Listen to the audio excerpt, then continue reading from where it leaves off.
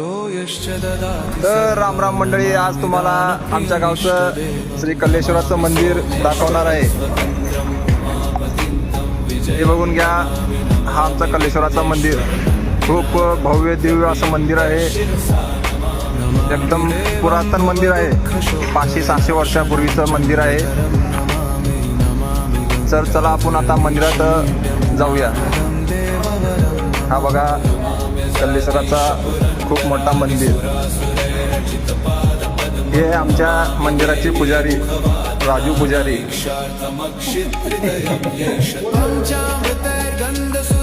चला बघून घ्या आपलं मंदिर.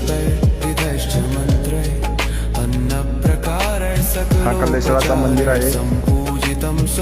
मध्ये कल्लेश्वराची मूर्ती, खूप पुरातन मूर्ती व पुरातन मंदिर.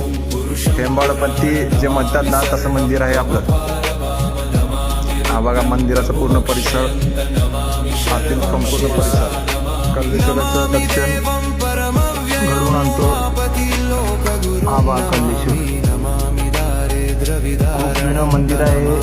त्या मंदिराचं संपूर्ण नक्षीकाम बघा, पूर्ण दगडाचं मंदिर आहे.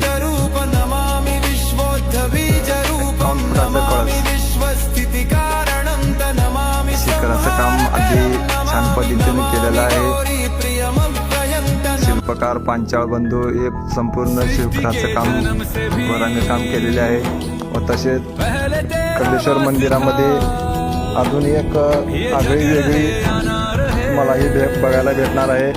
12 ज्योतिर्लिंगची स्थापना आपल्या मंदिरामध्ये तुम्हाला बघायला भेटेल, दर्शन भेटेल. हे बघा संपूर्ण 12 ज्योतिर्लिंग. व तसेच या मंदिरात हे पूर्ण अन्नदान इथं 12 महिने अन्नदान इथं केलं जातं. अन्नदानाचं क्षेत्र म्हणून ओळखणारं हा चित्ता गाव आहे.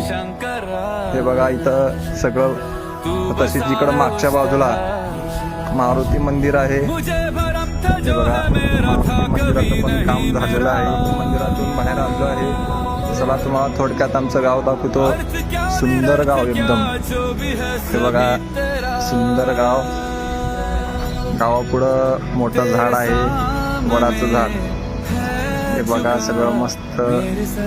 मंदिरासमोर भरपूर मोठ्या प्रमाणात खुला परिसर आहे. इथं भरपूर कार्यक्रम, कीर्तन, प्रवचन, मोठे मोठे महाराज लोक इथं येऊन कीर्तन, भागवत कथा करतात.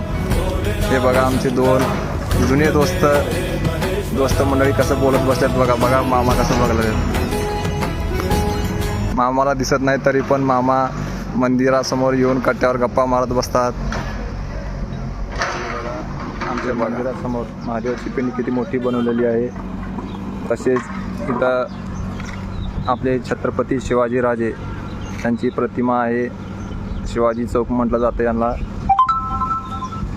हे बघा दुकान वगैरे सगळं. हे बघा दगडाची दिकमाळ आहे. इथं सुंदर अशी महाद्वार आहे.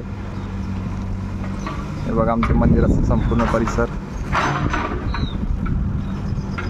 तर मंडळी तुम्हाला कसं वाटलं आमचं मंदिर, आमचं गाव, कमेंट करून सांगा. आवडलं का आमचं गाव?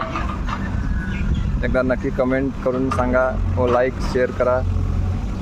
हर हर महादेव.